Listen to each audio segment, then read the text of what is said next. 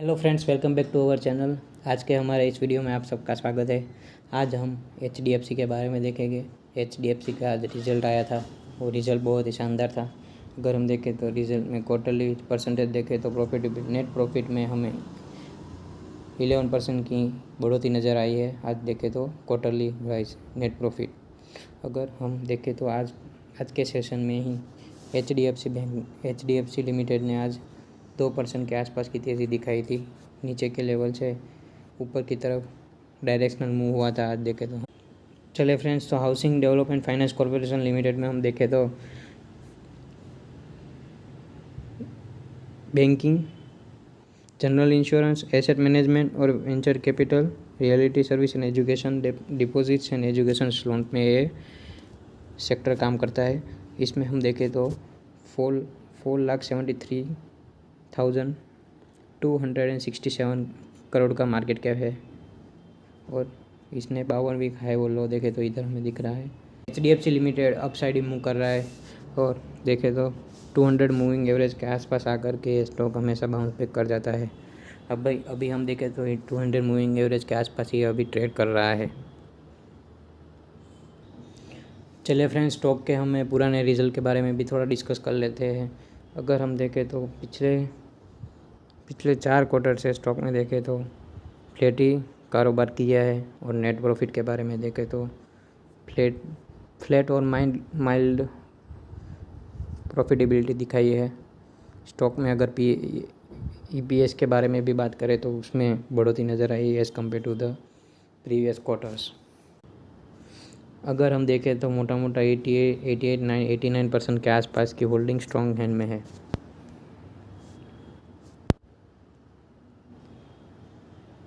अगर हम स्टॉक का फाइनेंशियल ट्रेंड भी देखें तो रिवेन्यू में पिछले 4 साल से बढ़ोतरी नज़र आ रही है हमें, और प्रॉफिटेबिलिटी में भी देखें तो उसमें भी स्टॉक ने बढ़ोतरी नज़र आ रही है।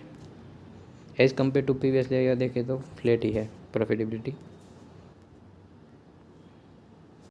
अगर हम स्टॉक का पी के बारे में बात करें तो 24 के आसपास का है और सेक्टर का भी 27 के आसपास है। मतलब कि कोई भी ज़्यादा भागा हुआ स्टॉक नहीं है और कम वैल्यूएशन में भी स्टॉक नहीं खड़ा है। अगर देखें तो सेक्टर के इक्वली स्टॉक हमें मिल रहा है। अगर हम स्टॉक का इन्वेस्टमेंट चेकलिस्ट के बारे में भी देखें तो हमें कोई भी रेड फ्लैग नज़र नहीं आ रहा है। सिर्फ डिविडेंड के मामले में ये स्टॉक हमें थोड़ा नाराज़ करता है, बाकी अभी सही एंट्री पॉइंट है और कोई भी रेड फ्लैग नहीं दिख रहा है अभी स्टॉक में।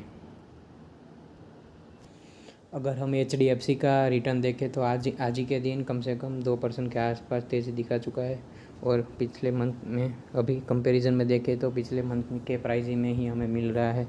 मतलब कि 1% के आसपास स्टॉक ने मूवमेंट दिखाई है।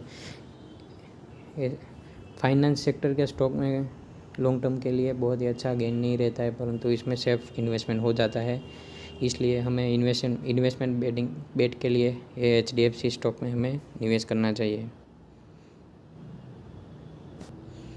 चलिए फ्रेंड्स, तो आज HDFC ने अपना क्वार्टरली रिजल्ट पोस्ट किया है, तो हम स्टैंड अलोन फाइनेंशियल रिजल्ट के बारे में पहले डिस्कस कर लेते हैं। तो अगर हम स्टैंड अलोन फाइनेंशियल रिजल्ट के बारे में देखें तो पिछले साल के कंपैरिजन में इस साल में फ्लैट ही कारोबार होता हुआ नज़र आ रहा है। और अगर पिछले क्वार्टर के कंपैरिजन में हम देखें तो उसको पिछले क्वार्टर के कंपैरिजन में थोड़ा डाउन दिख रहा है हमें रिवेन्यू में। अगर एक्सपेंस और नेट प्रॉफिट के बारे में बात करें, नेट प्रॉफिट हम देखें तो आप टैक्स के आफ्टर और टैक्स लगा करके देखें तो हमें उसमें नज़र आ रहा है कि पिछले साल के कंपैरिजन में इस साल में बढ़ोतरी हुई है। मतलब 11% के आसपास की हमें बढ़ोतरी as compare to the previous year इस क्वार्टर में हमें हुई है। पर बल्कि अगर हम देखें तो पिछले क्वार्टर के कंपैरिजन में थोड़ा प्रॉफिटेबिलिटी में डिक्रीज़ हुआ है, बट हमें क्वार्टरली वाइज ईयरली वाइज देखें तो बढ़ोतरी हुई है। अगर EPS रेशियो के बारे में देखें तो ईयरली वाइज देखें तो ग्रोथ हुआ है और as compare to the last quarter उसमें हमें डिक्रीमेंट हुआ है।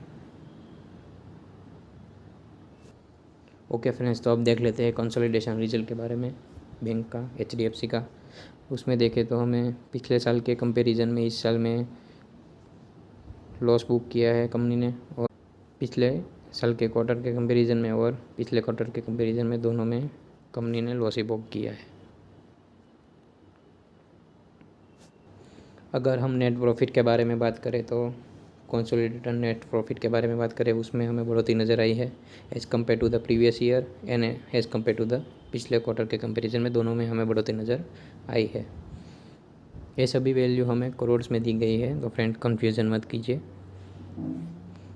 और हमने EPS रेशियो के बारे में देखे तो उसमें भी हमें as compare to the previous year and as compare to the पिछले क्वार्टर में कंपैरिजन में दोनों में बढ़ोतरी नज़र आ रही है। आज स्टॉक के बारे में देखें तो स्टॉक ने 2580 का लो लगाया था और हाई लगाया था 2623 का, मगर हाई के आसपास ही स्टॉक ने क्लोजिंग दी है। मतलब अभी हम देखें तो ये स्टॉक में बुलिशनेस नज़र आ रही है। और हम देखें तो आज कम से कम ट्रेडिंग वॉल्यूम के बारे में देखें तो 41 लाख के आसपास का वॉल्यूम आज ट्रेड हो चुका है। और उसमें से हम देखें तो 20 लाख का वॉल्यूम देखें तो शेयर्स 20 लाख शेयर लोग अपने डीमेट अकाउंट में लेके वापस गए। मतलब 54% की डिलीवरी परसेंटेज है, जो बहुत ही हाई है। हम देखें तो इसमें इन्वेस्टमेंट के लिए हमें सोचना चाहिए, ताकि आने वाले टाइम में हमें 10 से 20% का स्विंग देखें तो उसमें रिटर्न मिल सकता है। चलिए फ्रेंड्स, तो देख लेते हैं इस चार्ट में HDFC कैसा दिख रहा है। अगर हम चार्ट में एनालिसिस करें तो HDFC में हम देखें तो एक डाउन ट्रेंड नज़र आ रहा है। कंटिन्यूसली हम लोअर हाई बनाता जा रहा है स्टॉक। अगर यहाँ से हमें दिखे तो यहाँ पे आज क्लोजिंग दी है। अगर यहाँ से यहाँ पे 2700 के आसपास क्लोजिंग देता है ये स्टॉक, और आने वाले टाइम में ये 2770 मतलब 2800 को ऊपर क्लोजिंग देता है ये स्टॉक, तो आने वाले टाइम में ये हाई के 52 वीक के हाई 52 वीक के आसपास ये जा सकता है ये स्टॉक। और हम देखें तो स्विंग ट्रेडिंग के लिए जो कोई भी ये स्टॉक लेना चाहता है तो यहाँ पर स्टॉप लॉस लगा करके यहाँ पे बाय करके यहाँ का टारगेट सेट करके इसमें हम स्विंग ट्रेडिंग के लिए देख सकते हैं। मतलब हमें 2500 के आसपास का SL लगाना है। बाइंग प्राइस अभी हम देखें तो 2620 के आसपास हमें बाइंग प्राइस लगाना है, और टारगेट रखें तो उसमें हमें कम से कम 2800 के आसपास का टारगेट आने वाले टाइम में। ओके फ्रेंड्स, तो आपने अभी तक मेरे चैनल के सभी वीडियो को देखा नहीं है तो उसको देखिए और जाइए और देखिए, ताकि आपको उसमें इन्वेस्टमेंट के लिए और स्विंग ट्रेडिंग के लिए स्टॉक पिक्स में हमेशा रखता हूँ। अगर आपको वीडियो पसंद आता है तो लाइक कर दीजिए, शेयर कर दीजिए और चैनल को सब्सक्राइब कर दीजिए। Thank you friends.